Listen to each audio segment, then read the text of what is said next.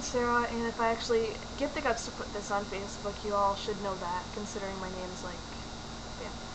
But, I'm making this because I've seen a lot of stuff posted all over Tumblr. I've seen a lot of people sharing their stories. I've seen a lot of people, just posting, things basically saying to share your story. And that you have a voice and you should use it. So that's kind of what I'm doing here. And I know a lot of people are going to be like, oh wow, the same shit that I've repeated before, and that's not it at all, actually. A lot of people know that my junior year, my whole junior year, I was in an abusive relationship. That's kind of what this is in regards to. There's a lot more that went on rather than the name calling and the controlling aspects of it and the him hitting me or shoving me or getting in my face or any of that. There was so much more to that. And that's what I'm discussing in this video. I've wanted to be able to make something like this for so long, but I have not been like emotionally stable enough to make something like this. Because I want young girls, or guys even, to know that you're not alone. And this does happen, and it happened to me. And I'm still here. I'm still breathing and fighting, and I'm okay. And this is the first time in so long I've been able to say it. I'm okay. Like, I still have my days, but that's just life. I don't really know how to start this off, really. So this is probably going to sound like really weird and mixed up, but yeah. Most people assume that rape occurs when you're walking down a dark alley at night and you get attacked by some random person. When in reality, that's not that common. I mean, it is, but sexual assault is usually done by someone that the victim knows.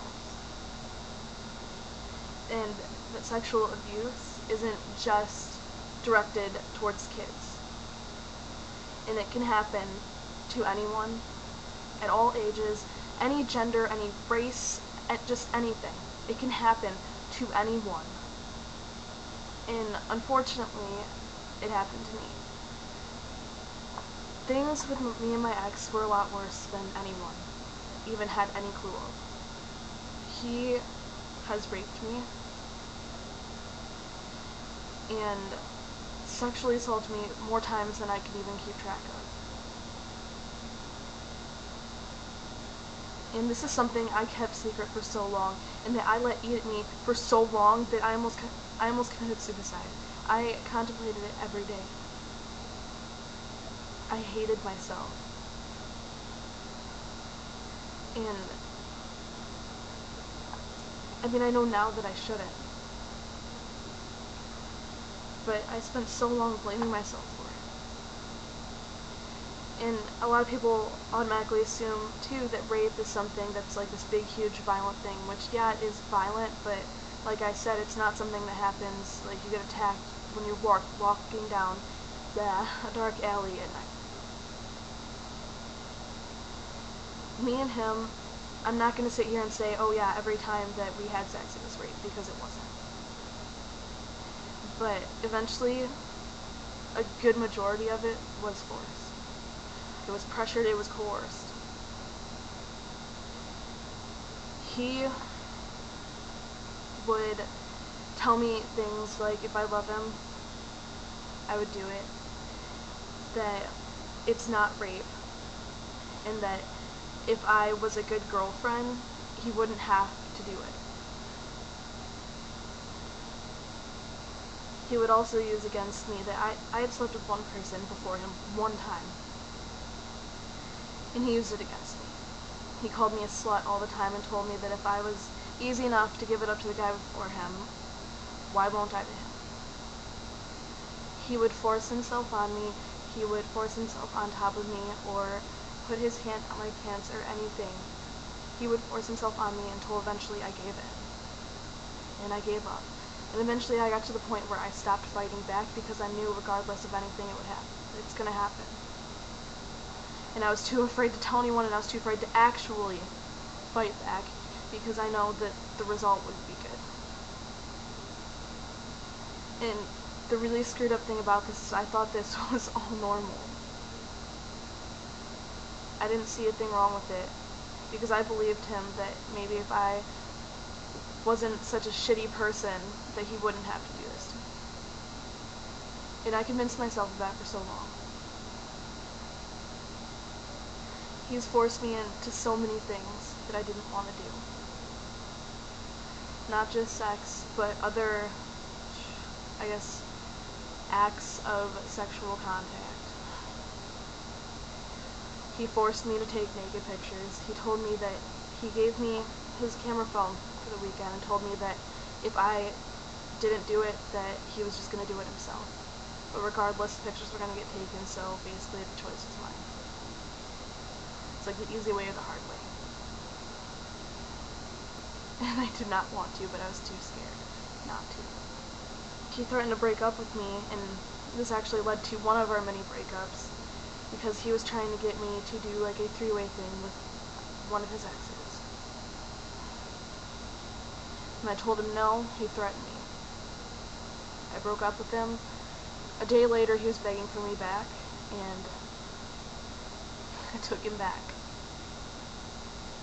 And one day, one of my best friends actually witnessed him attempting to rape me. She witnessed him screaming at me until I cried. And after that day, I had had enough and I broke up with him. And it was the hardest thing I've ever done in my entire life.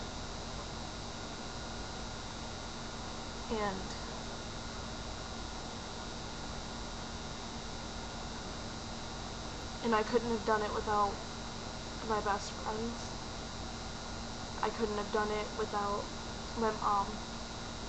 I couldn't have done it, I know this is probably going to sound really silly, but without one of our vice principals, because he's the only one that gave a fuck about me at that school. You know, and like I said, I hated myself for so long because of things that he did to me. I hated myself for other people's actions. I hated myself for something that someone else did. And I look back at it now and it's almost silly, because I know now that none of that was my fault.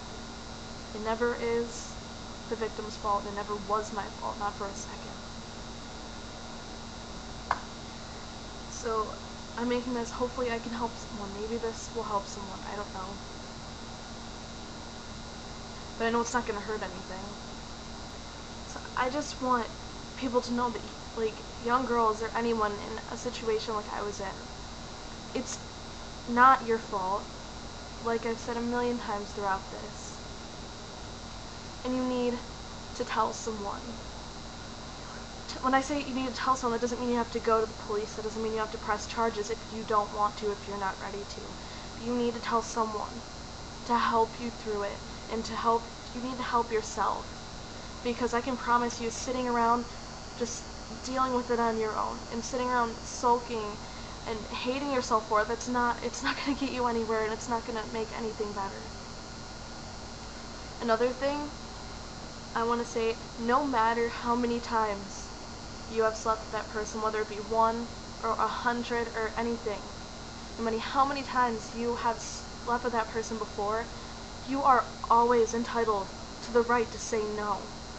You can always say no. Don't feel like you have to just because you have before, because you don't. And if the person that you're with doesn't respect that, then you don't need them. You don't. You can do so much better, and you can get someone that respects you and respects your wants and your wishes and everything.